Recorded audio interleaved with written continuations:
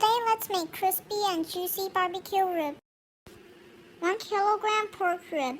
Marinate for at least 5 hours. The marinade is shown on the screen.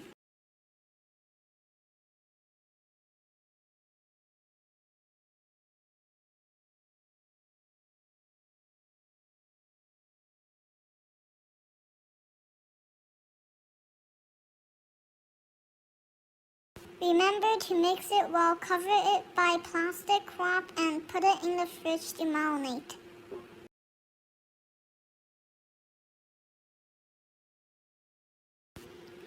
Preheat oven at 450 Fahrenheit. Put carrots and potatoes on the bottom of the baking pan and put the ribs on top. Cover it by foil and bake it for 45 minutes. 1 tablespoon honey and 1 tablespoon water. Mix it well.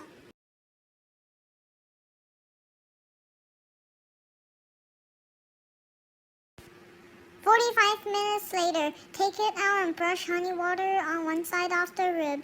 Broil it until the surface is golden brown.